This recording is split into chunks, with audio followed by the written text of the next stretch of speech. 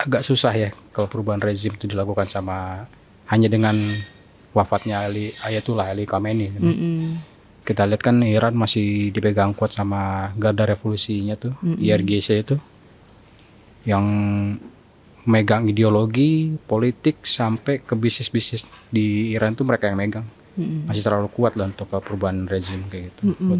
Cuman ya gimana ya, serangan-serangan ini kan apalagi yang kemarin ini yang nyerang sekolah. Ya. Itu kan harusnya ya, misalnya kita yang nggak ngerti atau apalah kayak gimana juga, itu kan harusnya udah salah gitu. Maksudnya itu di mata internasional tuh udah yang wah, lu harus udah kena semprit gitu istilahnya. Ini enggak loh, diem aja.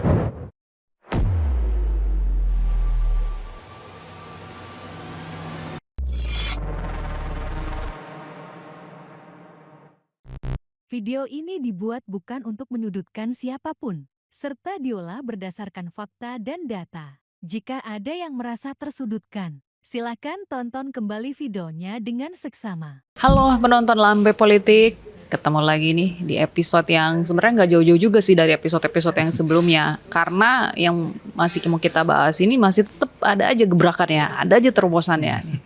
Masih bersama dengan Mas Fajar. Good morning. Lagi-lagi soal Iran sama Amerika Serikat ya. Betul. Iran, Amerika Serikat plus Israel. Ya, itu lagi. Yang Israel ini. Si biang kerok. Cuman kalau yang sekarang udah lebih, maksudnya lebih memprihatinkan ya, lebih sedih karena ya sampai harus menewaskan Supreme Leader Iran. Mati syahid, insya Allah ya. Insya Allah. Asik. Aduh, kok gue ketawa nggak boleh begitu lagi dalam suasana duka nih. 40 hari ya Iran ya, masih berkabung hari. Ya. Iya, kita lihat sih perkembangannya kayak gimana. Apa yang menarik sebenarnya kita? Ya soalnya menurut gue mereka udah sampai menargetkan dan itu dapat gitu. Jadi membuktikan apa ya? Membuktikan keseriusannya memang untuk menyerang Iran gitu. Ya, sampai ngincer. Regime change ya, perubahan rezim ya kalau dari AS maunya. Tapi kalau buat gue sih ngeliatnya agak susah ya kalau perubahan rezim itu dilakukan sama hanya dengan wafatnya Ayatullah Ali Khamenei. Kita lihat kan Iran masih dipegang kuat sama garda revolusinya tuh, IRGC itu, yang megang ideologi, politik, sampai ke bisnis-bisnis di Iran tuh mereka yang megang. Masih terlalu kuat lah untuk perubahan rezim kayak gitu. Karena kalaupun akhirnya nanti digantikan oleh, ini kan udah firm yang sekarang menggantikan Ali Khamenei ini, yang Al-Rafi ya kalau nggak salah, udah firm atau belum? Masih sementara sih ini. Masih ada dewan, ada dewan pemilihannya lagi itu. Jadi belum fix ya? Belum fix banget. Semua masih berjalan. Masih 40 sampai 40 hari ini masih cair sih, masih fluid. Dan yang gue dengar terakhir itu Ahmadinejad ya? Ahmadinejad meninggal juga ya? Ya cuman nggak tahu ya, masih simpang siur itu informasinya. Simpang siur juga itunya. Dia bener-bener ngincer tokoh-tokoh sentral Iran yang memang, apalagi kalau misalkan mau ngomongin soal Ahmadinejad dulu dia sampai sebeken itu, sampai kita nggak tahu super leadernya, sampai nggak kedengeran saking ketutupan nama perannya si Ahmadinejad as presiden Iran. Tapi sampai dia terakhir meninggal ini, Ahmadinejad ternyata emang dekat, masih lingkaran dalamnya Khamenei ternyata, bukan di luar lingkaran dalamnya Khamenei. Makanya jadi kena incaran serangan juga dia ternyata. Tapi bener gak sih yang Ahmadinejadnya? Apanya? Kayaknya belum tahu ya, wafat dari tewas apa enggak gitu. Kita masih lihatnya dari media barat sih ya. Tapi media barat ngeklaimnya dari media Iran, tapi kan mereka nggak nyebutin siapa media Iran yang belum terkonfirmasi resmi dari otoritas Iran gitu ya. Soalnya kan di sana juga internet juga diputus kan. Masih ya, masih. Ini singkat terakhir ya gitu ya. Ini juga iyalah sampai pagi ini masih serangan Israel juga ke Teheran masih ada, masih berlanjut juga. Masih. Cuman ya gimana ya, serangan-serangan ini kan apalagi yang kemarin ini yang nyerang sekolah. Ya. Itu kan harusnya ya, misalnya kita yang nggak ngerti atau apalah kayak gimana juga, itu kan harusnya udah salah gitu. Maksudnya itu di mata internasional tuh udah yang wah, lu harus udah kena semprit gitu istilahnya. Ini enggak loh, diem aja. Lolos aja kan. Iya. Sementara kalau kita lihat serangan balasan Iran itu jelas yang difokusnya ke pangkalan-pangkalan militer AS yang ada di negara-negara sekutunya dari Bahrain, Qatar, Uni Emirat Arab lah, semuanya kena itu. Tapi baru tadi pagi gitu kita lihat itu kedutaan AS ya di Arab Saudi yang kena drone gitu, kebakar gitu tadi. Katanya. Imbasnya juga dari serangan-serangan ini 6 prajurit AS tewas juga di tangan Iran itu. Ya memang udah sepatutnya ya. Udah sepatutnya, namanya juga dalam menyatakan diri untuk perang ya harus ada korban, baik Tapi dua kan belah pihak. kelihatan kebodohan mereka juga nyari target. Sekolah masih bisa diserang juga sama mereka. 200 loh anak-anak meninggal di sekolah itu. Dan Itu, seperti nggak ngerasa apa-apa aja lagi habis nyerang itu. Iya, itu kan kayak bener-bener lu udah melakukan satu kejahatan perang, udah melanggar undang-undang internasional, tapi kayak nggak buka tembok aja ya. Bebas.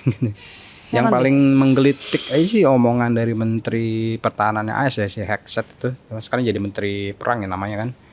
Dibilangnya, we didn't start the war. Ya jelas-jelas lu yang duluan yang nyerang. Iya. Yang bener aja lo. Gue kadang nggak ngerti, gue mengikuti alur pikirannya mereka, dipikirnya dunia tuh buta apa gimana kayak gitu di ya. bubble mereka sendiri aja gitu. Orang lain nggak pernah nggak ngikutin apa omongan dia, apa komentar-komentar yang mereka keluarin gitu, kayak ya asik sendiri aja kayaknya di sini gitu. Terus orang dipikirnya negara-negara lain tuh buta, nggak mengikuti perkembangan, makanya dia bisa ngomong begitu. Kayak orang nggak ngelihat aja gitu. Padahal jelas di mata kepala kita gitu kan, maksudnya kelihatan itu ada wujudnya serangan itu di sekolah-sekolah yang maksudnya bentukannya sipil yang diserang warga sipil. Kok masih tetap aja nge-yapping yang aneh-aneh menurut gue. Ya seenaknya mereka aja kayak gitu. Tapi kan kita lihat juga emang ada beberapa serangan Iran yang melenceng, tapi kan nggak minim lah, nggak kayak ini sekolah gitu loh. Dan sekolah keputrian juga kan. Iya, bukannya sekolah. Oh jadi dulu sekolah yang diserang? Atau baru satu itu kan? Sekolah keputrian sih katanya ini yang tahun di 200-an korban lah ya. Dan sekarang ini kayaknya udah mau mulai agak panas karena Iran akhirnya resmi ya ditutup itu Selat Hormuz. Itu yang jadi supaya bahayanya lagi. Supaya nggak ada lagi, maksudnya nggak, supaya memang benar-benar Iran tuh juga selain nyerang fisik base-nya US segala macam, dia pengen nyerang juga dari sisi ekonominya gitu. Dimatiin aja sekalian gitu. Itu jelas sih ya. Tapi dia kemarin juga nyerang yang oil refinernya di Arab itu ya. Ya itu di Bahrain itu kan. Nah, yang di Arab Saudi juga diserang tuh. Arab Saudi juga, di Bahrain juga, tapi Bahrain di pelabuhan tankernya kalau nggak salah. Oke. Fasilitas vital lah yang diincar sama dia. Outfit gitu ya. Iya kan. Itu kan Hormuz itu kan penting ya, sekitar 20% minyak pasokan dunia global ya. dari situ kan. Nah kalau kita lihat dari peta itu kan, ini Arab Saudi, Uni Emirat Arab, Qatar, sampai ke Bahrain, ya lewatin gasnya dari situ. Ya dia bisa sih lewat Red Sea gitu kan. Tapi Red Sea itu kan dia masih ngelewatin Yaman, yang notabene juga ada proksinya Iran di situ, Houthi. Nah, bisa jadi kalau misalnya nggak keluarnya cuma dikit lah aluran gas dan minyaknya gitu. Kalau Uni Emirat Arab sih emang Arab Saudi itu ada pipa gas dan minyaknya lari ke situ. Itu katanya mau diserang juga tuh. Nah itu juga diincar juga kan gitu. Si pipa itu. Jadi sekalian aja kalau misalkan dia bilang nggak akan ada setetes minyak pun gitu ya, yang akan keluar dari pipa itu. Ya. Sadis. Ya kalau kayak gitu kita tinggal nunggu harga minyak. Iya. Ini aja. Maksudnya mau nggak mau, suka nggak suka ya kita kena juga kalau udah sampai kayak begitu. Bahasa pasti ada. Empot-empotan pasti APBN kita buat subsidi kalau harga minyaknya naik. Tapi kayaknya ya Iran juga perlu hati-hati juga sih. Dia kan pemasok utama buat Cina kan. Leverage-nya ekonomi dia tuh minyaknya ke Cina juga banyak gitu. Apa dia bisa mungkin lolosin minyak buat Cina aja, apa yang lain juga enggak. Yang lain tetap dihadang gitu gimana. Oke, tapi itu bisa jadi ya. Itu maksudnya kesepakatan belakang layar gitu. Mungkin, maksudnya. Ya, siapa tahu ada deal-dealan tertentu gitu ya. Selama ini kan Cina juga ngasih bantuan teknologi ke Iran itu kan. Bukan langsung alutsista tuh nggak minim lah, cuman bantuan teknologi itu bisa dikembangin sendiri sama Iran buat buat ke militernya dia gitu. Atas dukungan China gitu ya.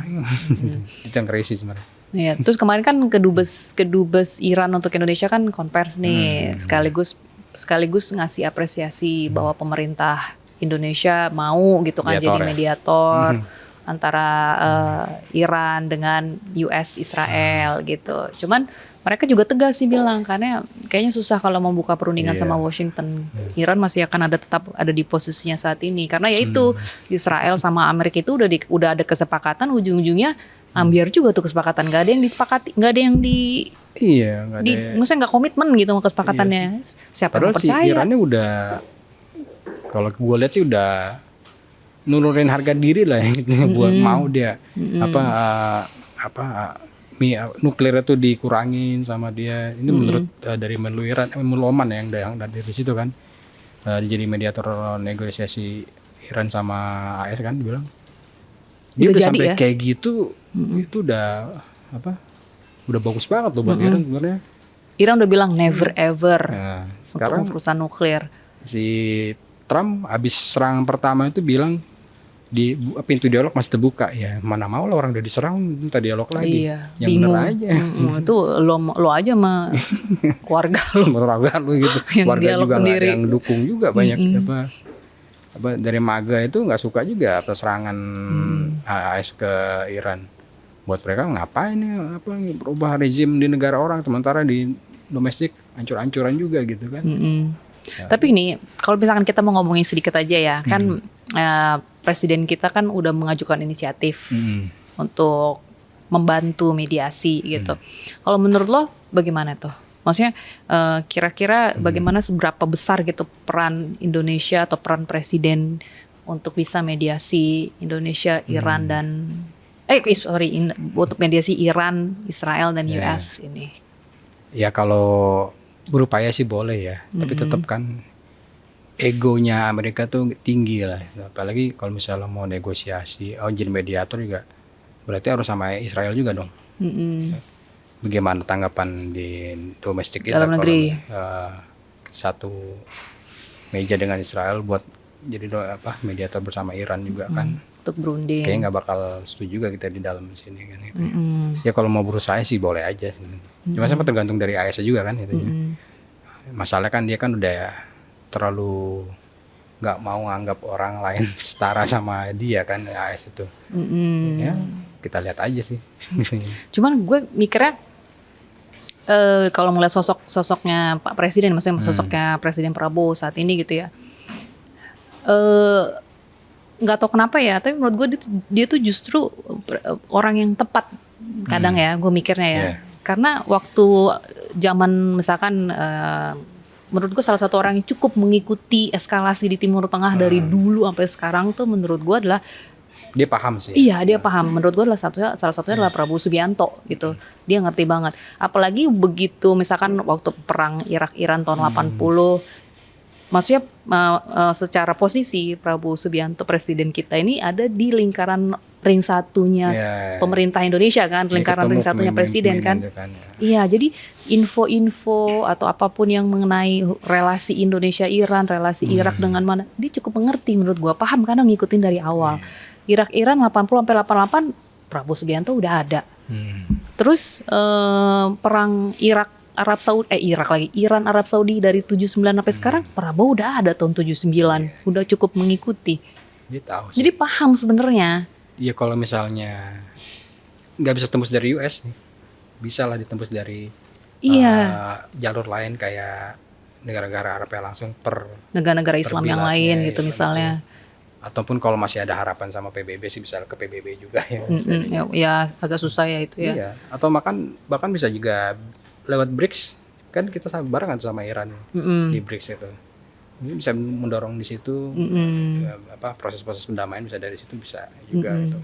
Kan nggak harus ke AS aja, tapi bisa ke Iran juga, bisa menahan dirinya. Tapi kayaknya Iran udah terlalu kesal juga sih. Iya.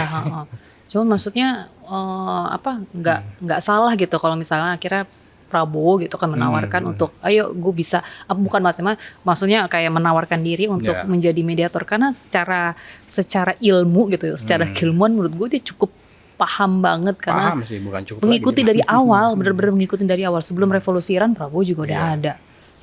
Dan, Iran iya, masih dipegang sama si dinasti Pahlavi, terus Iran jadi revolusi masuk dipegang sama Khomeini, udah ada, udah keuntungan mengikuti. jadi menantu Soeharto juga ya. Iya. Ketemu sama pemimpin Arab yang dari dulu sampai sekarang juga masih ada juga. Betul. Jadi masih bisa hubungan terjaga juga dia. Iya, jadi Nah, udah ngerti dari dulunya, udah tahu lah kemana, maksudnya udah mengikuti alurnya. Jadi seenggaknya dia tahu mesti bersikap kayak gimana buat sekarang. Jadi dia bisa menyampaikan sedikit apa ya istilahnya pertimbangan-pertimbangannya atau apanya. Jadi pas gue pikir-pikir ya sebenarnya nggak salah juga, bukan yang nggak salah sih, maksudnya ya nggak ini juga, ya nggak apa-apa juga gitu. Dia mau jadi Mencoba, yang paling dicoba. iya jadi mediator. Udah gitu kan pas era Orba memang kita kayaknya Indonesia nggak terlalu sempet kayak hubungannya tuh kayak maju mundur cantik gitu kan sama Iran kan, kayak karena Iya. ya karena takut revolusi Islamnya Iran itu Pengaruh ke kita. masuk ke kita. Kan mereka juga sempat dulu ada yang ekspor Islam, kan untuk setelah revolusi ya, Iya. setelah dipegang sama Khomeini gitu, masuk ekspor Islam buat jadi agak jaga jarak juga gitu antara Presiden Soeharto, Orba sama Iran. Ya antara Sunni Syiah ya berarti ya. Karena ya nggak tahu ya apa pertimbangannya Soeharto, tapi apa pertimbangan Soeharto kan kemungkinan besar Presiden Prabowo tahu ya. Pasti tahu lah. Dulu ya, dulu tahu Kan ya. di lingkaran dalamnya juga kan dia. Ya kemungkinan itu ada ya, tapi ya bisa juga ya betul jalur-jalur lain tadi bisa dimanfaatin sama Prabowo juga buat ya upayain damainya lah gitu. Bisa lah kalau ada jalan. Iya, bisa. Maksudnya dia bisa menyampaikan sedikit sepatah dua patah kata dia gitu kan. Maksudnya karena dia udah cukup mengikuti, ngerti, paham, ya nggak sesuai sama terlalu politik detail. ya ini ya, bebas aktif ini ya. Iya, Cocok lah. sesuai dengan politik bebas aktif. Jadi walaupun jadi masuk BRICS ya kan, BRICS tapi di BOP juga. Nah di BOP juga Itu bisa. balance ya kayaknya ya. Ya nggak sih? Ya sesuai yang dibilang sama Menlu sih, mau jadi bridge atau jembatan dari dua dunia yang berbeda kan. Ya kalau beliau mau deketin AS lewat BOP bisa kan, atau deketin lewat Iran lewat BRICS juga bisa kan. Iya. Disatuin aja tuh kayak gimana caranya. mau akrab sama BOP dan yang lain-lainnya. Ya, kan ada wadah, ada platformnya BOP. Bisa ketemu jalan tengahnya di mana tuh kayak gitu. Mau mendekat ke Rusia, Cina dan kawan-kawannya ada platformnya BRICS. Nice move sebenarnya ya. Ya nggak sih? Iya, bebas aktif. Itu intinya. Non-blok, tidak Non-blok berpihak. juga. Ikut kanan kiri, ikut semuanya. Ikut semua poros-poros kekuatan besar. Gabung, tidak memihak salah satu. Ya ada hikmahnya memang untuk negara kita yang ya begini. Ya begini-begini. Begini-begini. Tapi kalau emang sampai kan udah mulai ditutup tuh Selat Hormuz sampai pada akhirnya kan pasti dampak ekonominya berasa juga kan ya ke kita ya. Nah, antisipasi kita tuh kayak gimana tuh harus dilihat juga Kalau tuh. menurut lo mitigasinya kayak gimana tuh? Susah juga ya? Kalau harga minyak dunia tuh agak susah sih ya, kita harus mesti ngikutin. Enggak, paling pemerintah cuman bisa naikin subsidi aja kali ya ke ini. Iya itu maksudnya aja, ujung-ujungnya subsidi lah, itu, ujung-ujungnya terseok-seok APBN-nya. Iya, PBN juga kegerus jadi buat subsidi. Udah sekarang mah defisit tahun lalu. Nambah Ya, lagi nih. Sabar-sabar aja li jadi warga. Sabar jadi WNI. Ya lah ujung-ujungnya gitu. Gitu. Tapi ya semoga sih nggak signifikan. Naik kayaknya, tapi nggak signifikan. Tapi menurut lu beneran nggak Indonesia ini kan katanya banyak disebut-sebut adalah safest place nomor 4 kalau misalkan terjadi perang di luaran sana. Menurut lu gimana? Bener nggak? Gue sih percaya sih ya. Dari Gitu. kontur geologi daerah kita tuh yang panjang jauh, masih banyak Jadi tempat. safest place ya. Safest place itu masih Jadi banyak orang-orang tempat yang bisa kabur ke sini gitu. Apa gimana? bisa jadi gitu atau wilayah kita yang dikelilingin air segala macam itu. Tapi gue juga justru jadi mikirnya gara-gara kita ngerasa kita tuh adalah tempat yang aman. Nah justru kita tuh kayak jadi benteng tuh ya, benteng yang akhirnya mereka tuh yang lagi perang-perang itu ya datang ke sini Datang sini. cuman buat nyari ini doang. Jadi safe haven dulu, atau safe place doang. Jadi gitu. safe place, terus kitanya jadi didepak-depakin Iya. gitu ngerti gak? Jadi mereka kan mau pakai nih tempat ini, jadi mereka mau kuasai nih. Udah tuh, jadi kita didepak-depakin, entah kita jadi apalah warga Nah, itu ini. ketegasan dari pemerintah juga sama kita lah. Ya tapi ya Ini daerah gua lu ngapain macam-macam. cuman kan kalau misalkan mereka yang numpang gitu lah. Gitu kan. numpang ya kan, tahu diri dong ya gitu harusnya. Nyolot gitu. Ujung-ujung nanti kita dicaplok nih, yang setengahnya nih ada buat si negara yang lagi perang nih kan ya, siapa buat si negara siapa, jadi tengah-tengah itu karena ngerasa ini negara aman nih, datang sini karena ini aman gitu. Lu jauh banget pikirannya bisa kayak gitu. Gue soalnya jadi mikir juga karena kan sempat yang katanya wah kalau lagi perang Indonesia termasuk yang cukup aman nih, cukup aman. Tapi gue pikir-pikir ya namanya juga orang lagi perang kan di mana-mana orang nyari tempat aman ya. Terus begitu ngeliat Indonesia, wah aman nih, ayo semuanya datang ke Indonesia, kuasai Indonesia gitu kan. Tergantung dari warga juga. Gimana sih? Gue sih ya masih bisa yakin kita handle lah kayak gitu-gitu. Gak tau apa gue terlalu optimis kali ya orang yang Iya lu terlalu optimis kayaknya deh. Masih Lu harus percaya mikir aja pahit-pahitnya juga. Lu Ya. mikir kayak enaknya juga. lumayan sih masih bisa lah gue yakin. Beda ya mikir pahit sama fear mongering ya. Gue kayaknya fear mongering sih gue. Enggak. Kita aman. Banyak-banyak berdoa kita biar selamat lahir batin. Walaupun Ya kemungkinan itu ada walaupun ya. makanya itu ada benar.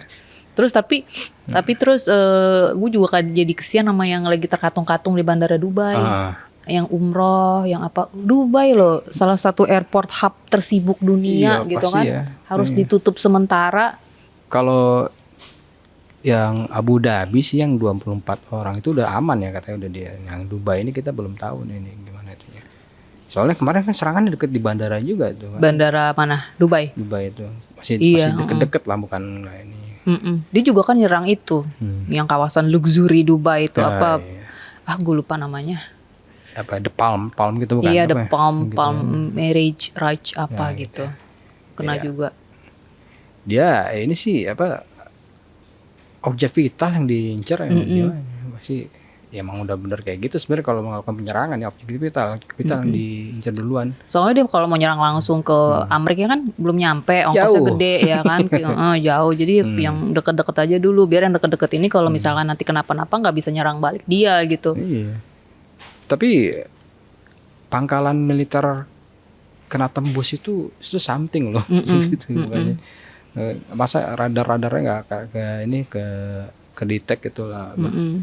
Tapi kita tahu sih Iran itu kemampuan rudalnya emang canggih dan yang dipakai sekarang tuh ya kabarnya belum semua yang baru ya masih tetap yang stok lama ya gitu kan. Apa kabar dia nanti ngeluarin yang Yang baru ya? hypersonic yang itu kan belum dipakai sama dia. Kalau misalnya pakai yang itu ya udah habis lah. Makanya dia pede buat ngelawan balik dia nggak mau dialog, nggak peduli dialog, dia udah nggak peduli. Karena dia merasa dia punya kekuatannya ya untuk ngantem balik Ya kalau udah mereka. kayak gitu yang paling takut sih Israel sih harusnya. Ya. Tapi ini kayaknya yang paling ambis itu emang Israel ya. Emang habis sih kalau kita lihat dari timelinenya itu Trump itu di periode pertama malah nggak suka ini. Perang, nggak terlalu Perang suka nggak dia. mau dia. Dia benar-benar pengen ngerapiin dalam negeri dia Iya, dulu tuh. Terus dia malah mau narik pasukannya gitu kan. Cuman beberapa tahun ini udah ada sekitar 9 operasi itu yang dilakuin sama militernya. Dia kelihatan Trump udah mulai nyaman lah sama make militer buat ininya dia, kepentingannya dia kan. Dan kita lihat sih pengaruhnya juga dari politik dalam negerinya juga nih masih banyak kasus juga nih kan buat tutupin kasus-kasus dia tuh. Yang sama Iya. Jeffrey Epstein juga kan, si Netanyahu juga kasus korupsinya masih sampai sekarang masih jalan gitu kan. Ya kalau obsesi Netanyahu dari dulu kan, dari zaman dia muda jadi politisi juga udah pengennya nyerang Iran gitu kan. Sama pengen bikin Israel raya ya kayaknya dia. Ya, iya. Dia pengen bener-bener ngegedein negaranya itu. Tapi kan kalau Israel Raya mesti caplok Jordan, caplok Turki ya. Itu belum tentu kuat dia ngelawan kalau semuanya kayak gitu kan. Ya pelan-pelan mungkin. Iya, Ya kalau dia merasa ada dukungan dari negara segede Amerika, apa yang nggak bisa? Bisa jadi. Jadi ntar lama-kelamaan ya sekarang udah mulai Iran nih. Iran yang harusnya cuman diem-diem aja. Selama ini cuman istilahnya cuman gontok-gontokan tipis-tipis, tiba-tiba udah dia udah nyerang sampai udah apa ya, menewaskan supreme leadernya. Itu kan jadi salah satu pergerakan yang masif juga tuh dari Israel sama Amerika. Iya. Tapi kalau misalnya kita lihat ya, Iran masih punya proksi di tiap-tiap negara. Ya. Itunya. Hizbullahnya masih jalan. Ya, kalau digerakin juga bahaya juga itu. Tapi ini lagi diserang kan Lebanon buat nyari si Hizbullah. Lebanon ada, di Yaman pun juga ada. Ada, Suriah pun juga Houthi. ada. Ya, Houthi-nya itu yang Kurdinya ya apa? Milisi-milisinya dia lah gitu. Ya. Di Suriah juga ada ya kan ya. Makanya. Udah lumayan. Enggak lumayan sih. Maksudnya cukup nggak ya gitu? Ya Sanggup bikin nggak ya? keributan apa kehancuran-kehancuran sih masih bisa lah. Iya, untuk Nggak aman memberikan jadinya tuh, perlawanan itu bisa lah ya. Nunjukin kalau kawasan itu emang udah nggak aman gitu. Bisa juga gitu. Terus yang lain-lainnya udah deh meneng weh tuh negara-negara di sekitaran situ ya, Arab Saudi ya. Ya pokoknya di mana pangkalan US base-nya Agak berbahaya ada. kalau misalnya nyerang pangkalan US di Turki ya, situ disimpan senjata nuklirnya AS kan di situ kan buat ya, NATO kan. Gitu. NATO di Turki kan NATO kan. Itu buat cegah musuhnya NATO masuk ke wilayah Eropa gitu. Nah, itu kalau agak bahaya sih kalau misalnya Iran nyerang ke pangkalan militernya AS di Turki itu. Tapi gue jadi kepo deh. Kan sebelumnya pas yang agenda presiden ke Amerika terus habis itu kan sempet ke London, ke Inggris. Nah setelah dari itu sebenarnya agenda presiden mau ke Inggris. Sorry mau ke Turki. Mau ketemu sama Recep Tayyip, mau ketemu sama Erdogan, tapi cancel aja. nggak jadi, nggak tahu apa pertimbangannya. Akhirnya karena nggak jadi ke Turki, bergeserlah dia ke Jordan ya. Gue jadi kepo, kenapa ya? Kenapa nggak jadi? Dari inilah ya. Kalau positifnya aja sih, emang nggak ketemu aja tuh waktunya dari Erdogannya. Erdogan mau fokus beribadah Ramadan kali ya, ya kan puasa dulu. Jangan ganggu aku dengan urusan duniawi gitu kali ya. Ya, makanya dia ketemu Besti. Makanya dia kan nyamperin Besti dulu. King Abdullah di Jordan. Baru habis dari situ ke Abu Dhabi. Ketemu MBZ. Iya. Tapi somehow gue kepo. Kenapa ya? Kenapa nggak jadi ya? Padahal udah kayaknya udah iya gitu. Tiba-tiba nggak jadi. Harus gampang aja ya ketemu Erdogan dia. Harus. Iya kan udah. Ya positifnya gue ya itu emang waktunya nggak ketemu aja jadwalnya. Apakah ada kaitannya sama ini? Ya nggak tahu juga Kita sih. Juga sih ya. Ya udah ya cukup aja.